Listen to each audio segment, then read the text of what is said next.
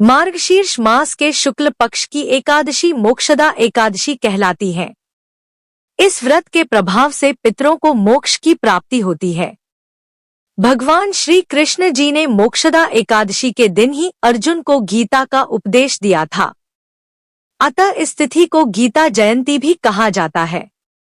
मोक्षदा एकादशी पर क्या करें और क्या नहीं, धर्म विशेषज्ञ से जाने व्रत नियम। विष्णु जी के भक्त उन्हें प्रसन्न करने के लिए हर साल मोक्षदा एकादशी का व्रत रखते हैं। चलिए धर्म विशेषज्ञ नम्रता पुरोहित से जानते हैं मोक्षदा एकादशी की तिथि, पारण का सही समय, व्रत का महत्व और उपवास से जुड़े नियमों के बारे में। सनातन धर्म के लोगों के लिए एकादशी के व्रत का खास महत्व है।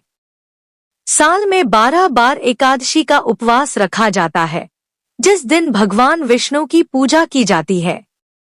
साल की 24 एकादशी में से एक मोक्षदा एकादशी भी है, जिसे मोक्ष देने वाली एकादशी कहा जाता है। माना जाता है कि जो लोग सच्चे मन से मोक्षदा एकादशी के दिन व्रत रखते हैं और विष्णु जी की पूजा करते हैं, उन्हें पापों से मुक्ति मिलती है और मरने के बाद मोक्ष की प्राप्ति होती है।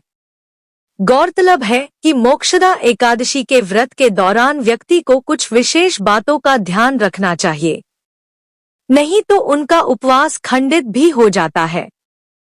चलिए धर्म विशेषज्ञ नम्रता पुरोहित से जानते हैं मोक्षदा एकादशी व्रत के दौरान क्या करना चाहिए और क्या नहीं।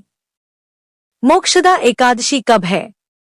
वैदिक पंचांग के अनुसार हर साल मार्गशीर्ष मास में आने वाली शुक्ल पक्ष की एकादशी तिथि के दिन मोक्षदा एकादशी का उपवास रखा जाता है।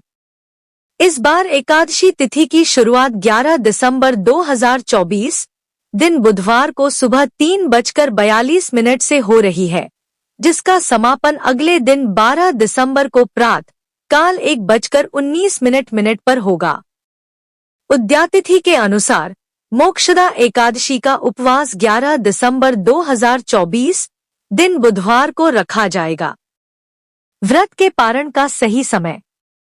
एकादशी तिथि का पारण 12 दिसंबर 2024 को प्रातः काल 7:05 से सुबह 9:09 के बीच करना शुभ रहेगा। बता दें कि एकादशी तिथि को गीता जयंती भी मनाई जाती है। माना जाता है कि इसी दिन भगवान श्री कृष्ण ने कुरुक्षेत्र के मैदान में अर्जुन को गीता का ज्ञान दिया था। मोक्षदा एकादशी व्रत से जुड़े नियम। एकादशी तिथि के दिन विष्णु जी को तुलसी दल जरूर अर्पित करें। इससे आपको श्री हरि की विशेष कृपा प्राप्त होगी। श्री हरि विष्णु और मां लक्ष्मी को एकादशी तिथि के दिन पीले पुष्प, पंचामृत और चंदन अर्पित करना शुभ माना जाता है। मोक्षदा एकादशी के दिन चावल का सेवन नहीं करना चाहिए। यदि गलती से भी व्रती इस दिन चावल से बनी हुई कोई चीज खा लेते हैं, तो इससे उनका व्रत खंडित हो जाता है। व्रत के दिन घर में लहसुन, प्याज और तामसिक चीजें नहीं बनानी चाहिए। व्रत के दिन किसी से लड़ाई न करें, किसी को गलत न बोलें और निंदा न करें। इससे आपको अपने व्रत का पूर्ण फल नहीं मिलेगा। व्रत के दिन गीता और विष्णु सहस्त्रनाम का पाठ जरूर अर्पित करें।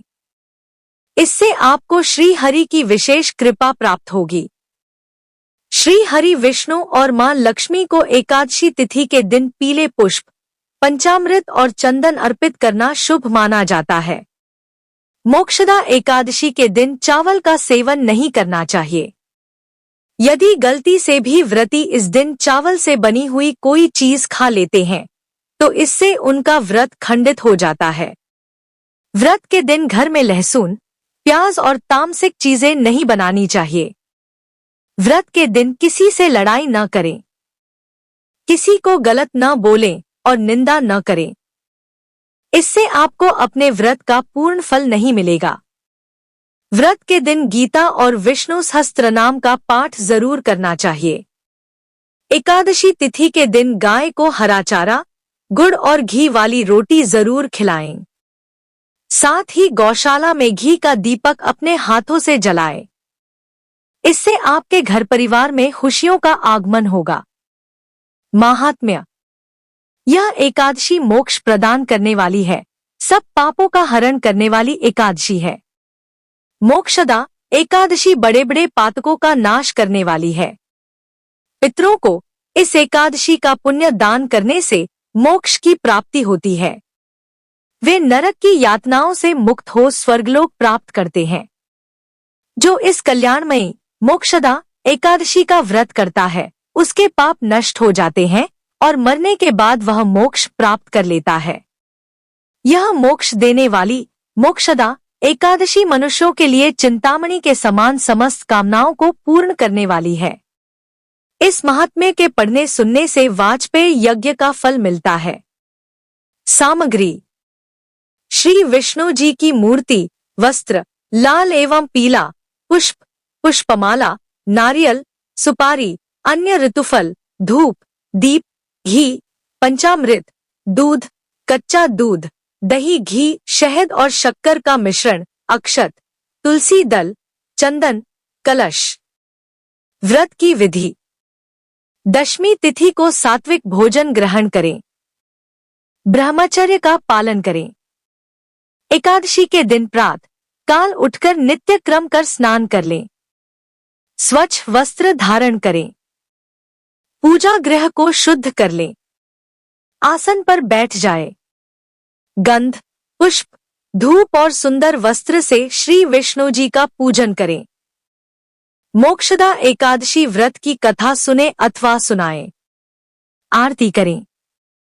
उपस्थित लोगों में प्रसाद वितरित करें। रात्रि में श्री विष्णु जी की प्रसन्नता के लिए नृत्य, गीत और स्तुति के द्वारा जागरण करना चाहिए। द्वादशी के दिन प्रातः काल उठकर स्नान करें। श्री विष्णु भगवान की पूजा करें। ब्राह्मणों को भोजन कराएं। उसके उपरांत स्वयं भोजन ग्रहण करें। कथा। महाराज युधिष्ठिर ने कहा, हे भगवन, आप तीनों लोकों के स्वामी, सबको सुख देने वाले और जगत के पति हैं। मैं आपको नमस्कार करता हूं। हे देव, आप सबके हितैषी हैं, अतः मेरे संशय को दूर कर मुझे बताइए कि मार्गशीर्ष शुक्ल एकादशी का क्या नाम है। उस दिन कौन से देवता का पूजन किया जाता है और उसकी क्या विधि है, कृपया मुझे बताएं। भक्तवत्सल भगवान श्री कृष्ण कहते हैं, धर्मराज, तुमने बड़ा ही उत्तम प्रश्न किया है। इसके सुनने से तुम्हारा यश संसार में फैलेगा। मार्गशीर्ष शुक्ल एकादशी अनेक पापों को नष्ट करने वाली है। इसका नाम मोक्षदा एकादशी है। इस दिन दामोदर भगवान की धूप दीप, नैवेद्य आदि से भक्तिपूर्वक पूजा करनी चाहिए। अब इस विषय में मैं एक पुराणों की कथा कहता हूँ। गोकुल नाम के नगर में वैखानस नामक राजा राज्य करता था। उसके राज्य में चारों वेदों के ज्ञाता ब्राह्मण रहते थे। वह राजा अपनी प्रजा का पुत्रवत पालन करता था। एक बार रात्रि में राजा ने एक स्वप्न देखा कि उसके पिता नरक में हैं। उसे बड़ा आश्चर्य हुआ। प्रातः वह विद्वान ब्राह्मणों के पास गया और अपना स्वप्न सुनाया। राजा ने कहा, मैंने अपने पिता को नरक में कष्ट उठाते देखा है। उन्होंने मुझसे कहा कि हे पुत्र, मैं नरक में पड़ा हूँ, यहाँ से तुम मुझे मुक्त कराओ। जब से मैंने ये वचन सुने हैं, तब से मैं बहुत बेचैन हूँ। चित्त में बड़ी अशांति हो रही है। मुझे इस राज्य, धन, पुत्र, स्त्री, हाथी, घोड़े आदि में कुछ भी सुख प्रतीत नहीं होता। क्या करूं? हे ब्राह्मण देवताओं, इस दुख के कारण मेरा सारा शरीर जल रहा है। अब आप कृपा करके कोई तप, दान, व्रत आदि ऐसा उपाय बताइए जिससे मेरे पिता को मुक्ति मिल जाए। उस पुत्र का जीवन व्यर्थ है जो अपने माता पिता का उद्धार न कर सके। एक उत्तम पुत्र जो अपने माता पिता तथा पूर्वजों का उद्धार करता है, वह 1000 मूर्ख पुत्रों से अच्छा है। जैसे एक चंद्रमा सारे जगत में प्रकाश कर देता है, परंतु हजारों तारे नहीं कर सकते। ब्राह्मणों ने कहा, हे राजन, यहाँ पास ही भूत, भविष्य, वर्तमान के ज्ञाता पर्वत ऋषि का आश्रम है। आपकी समस्या का हल वे जरूर करेंगे। ऐसा सुनकर राजा मुनि के आश्रम पर गया। उस आश्रम में अनेक शांत चित्त योगी और मुनि तपस्या कर रहे थे। उसी जगह पर्वत मुनि बैठे थे। राजा ने मुनि को साष्टांग दंडवत किया। मुनि ने राजा से सांगोपांग कुशल पूछी। राजा ने कहा, महाराज, आपकी कृपा से मेरे राज्य में सब कुशल हैं, लेकिन अकस्मात मेरे चित्त में अत्यंत अशांति होने लगी है। ऐसा सुनकर पर्वत मुनि ने आंखें बंद की और भूत विचारने लगे। फिर बोले। मुनि ने कहा, हे राजन, मैंने योग के बल से तुम्हारे पिता के कुकर्मों को जान लिया है। उन्होंने पूर्व जन्म में कामातुर होकर एक पत्नी को रति दी, किंतु सौत के कहने पर दूसरे पत्नी को ऋतुदान मांगने पर भी नहीं दिया। उसी पाप कर्म के कारण तुम्हारे पिता को नरक में जाना पड़ा। राजा ने कहा, इसका कोई उपाय बताइए। मुनि बोले, हे राजन, आप मार्गशीर्ष एकादशी का उपवास करें और उस उपवास के पुण्य को अपने पिता को संकल्प कर दें। इसके प्रभाव से आपके पिता की अवश्य नरक से मुक्ति होगी। मुनि के ये वचन सुनकर राजा महल में आया और मुनि के कहने अनुसार कुटुंब सहित मोक्षदा एकादशी का व्रत किया। इसके उपवास का पुण्य उसने पिता को अर्पण कर दिया। इसके प्रभाव से उसके पिता को मुक्ति मिल गई और स्वर्ग में जाते हुए वे पुत्र से कहने लगे, हे पुत्र, तेरा कल्याण हो। यह कहकर स्वर्ग चले गए। मार्गशीर्ष मास की शुक्ल पक्ष की मोक्षदा एकादशी का जो व्रत करते हैं, उनके समस्त पाप नष्ट हो जाते हैं। इस व्रत से बढ़कर मोक्ष देने वाला और कोई व्रत नहीं है। इस कथा को पढ़ने या सुनने से वायपेय यज्ञ का फल मिलता है। यह व्रत मोक्ष देने वाला तथा चिंतामणि के समान सब कामनाएं पूर्ण करने वाला है। मार्गशीर्ष मास की शुक्ल पक्ष की मोक्षदा एकादशी का जो व्रत करते हैं, उनके समस्त पाप नष्ट हो जाते हैं। इस व्रत से बढ़कर मोक्ष देने वाला और कोई व्रत नहीं है। इस दिन गीता जयंती मनाई जाती है। साथ ही यह धनुर्मास की एकादशी कहलाती है। अतः इस एकादशी महत्व कई गुना और भी बढ़ जाता है। इस दिन से गीता पाठ का अनुष्ठान प्रारंभ करें तथा प्रतिदिन थोड़ी देर गीता अवश्य पढ़ें। श्रीमद् भगवद गीता जयंती के पावन उपलक्ष्य पर अंक 1। विश्व में 3 महाकाव्य ऐसे हैं जिनके रचनाकार के समकालीन उनके नायक भी हैं। समकालीन का अर्थ होता है जिस कालखंड में रचनाकार का जन्म हुआ था, उसी कालखंड में उस ग्रंथ के महानायक का भी जन्म हुआ था। अतः रचनाकार की कृति को प्रामाणिक माना जाता है। पहला, रामायण। विश्व के प्रथम आदिकाव्य रामायण के रचनाकार महर्षि वाल्मीकि हैं। इन्हीं के समकालीन मर्यादा पुरुषोत्तम श्रीराम भी हैं। दूसरा, श्रीमद् भागवत महापुराण। इसके रचयिता महर्षि वेदव्यास हैं। इस ग्रंथ के नायक लीला पुरुषोत्तम योगेश्वर भगवान श्री कृष्ण महर्षि वेदव्यास के समकालीन हैं। तीसरा, पृथ्वीराज रासो। हिंदी के प्रथम महाकाव्य का दर्जा प्राप्त होने का श्रेय पृथ्वीराज रासो को है। इसके रचयिता कवि चंद बरदाई हैं। इस महाकाव्य के नायक उत्तर भारत के अंतिम हिंदू सम्राट पृथ्वीराज चौहान अपने राजदरबारी एवं मित्र चंद बरदाई के समकालीन हैं। महाकाव्य न होने के बावजूद भगवद गीता उपर्युक्त तीनों ग्रंथों से अपनी अलग पहचान बनाता है। भगवद गीता विश्व के विशाल महाकाव्य महाभारत का एक अभिन्न अंग है। हम सभी जानते हैं कि महाभारत की रचना महर्षि वेदव्यास जी ने की थी। इस नाते भगवद गीता के भी रचनाकार महर्षि वेदव्यास जी हैं, लेकिन उन्होंने परमात्मा भाव में स्थित होकर योगेश्वर भगवान श्री कृष्ण द्वारा दिए गए अमृतवाणी का श्रेय स्वयं न लेकर भगवान श्री कृष्ण को ही दिया है। महाभारत में जो भगवतवाणी भगवद गीता के नाम से प्रसिद्ध है, वह भगवान श्री कृष्ण की ही दिव्य वाणी है। महर्षि वेदव्यास जी यदि चाहते तो उस दिव्य वाणी का श्रेय स्वयं ले सकते थे, परंतु उन्होंने ऐसा कलुषित कार्य नहीं किया।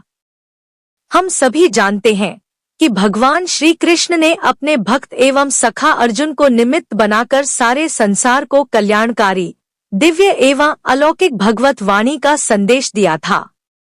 यह भी बड़ा आश्चर्य एवं अद्भुत है कि इसके रचनाकार महर्षि वेदव्यास, भगवत वाणी के उद्घोषक योगेश्वर श्री कृष्ण तथा भगवत गीता तीनों की जयंती मनाई जाती है। महर्षि वेदव्यास की जन्म जयंती आषाढ़ पूर्णिमा को मनाई जाती है, जो व्यास पूर्णिमा के नाम से प्रसिद्ध है। भगवान श्री कृष्ण की जन्म जयंती भाद्रमास के कृष्ण पक्ष की अष्टमी तिथि को मनाई जाती है, जो श्री कृष्ण जन्माष्टमी के नाम से विख्यात है। जिस तिथि को भगवान श्री कृष्ण ने कुरुक्षेत्र के सम्रांगण में अर्जुन पर दिव्य ज्ञान प्रकट किया था, वह मार्गशीर्ष मास के शुक्ल पक्ष की एकादशी तिथि है। यह तिथि भगवत गीता जयंती के नाम से जनमानस में लोकप्रिय है। भगवत गीता कहते ही हमारे मानस पटल पर महाभारत के रचनाकार महर्षि वेदव्यास, भगवत गीता के उद्घोषक भगवान श्री कृष्ण एवं शिष्य अर्जुन की छवि अंकित हो जाती है तथा साथ ही साथ मार्गशीर्ष महीने का भी स्मरण को उठता है। भगवान श्री कृष्ण ने महर्षि वेदव्यास जी तथा अर्जुन के साथ मार्गशीर्ष मास को भी कितना महत्व दिया है, यह हम उस समय जान पाते हैं जब भगवत गीता के 10वें अध्याय विभूति योग में भगवान श्री कृष्ण यह घोषणा करते हैं, मुनिनाम पहे व्यास, मुनियों में मैं वेदव्यास हूँ, पांडवाना धनंजय, पांडवों में मैं अर्जुन हूँ, तथा मासाना मार्गशीर्षोहम, महीनों में मैं मार्गशीर्ष हूँ। इस प्रकार हमारे ध्यान में आता है कि भगवत गीता का महत्व अन्य बाकी धार्मिक एवं आध्यात्मिक ग्रंथों से अलग ही नहीं, विशिष्ट एवं अलौकिक भी है। इसकी कुछ झलक अगले अंक में प्रस्तुत की जाएगी। योगेश्वर भगवान श्री कृष्ण की जय। श्रीमद् भगवत गीता की जय।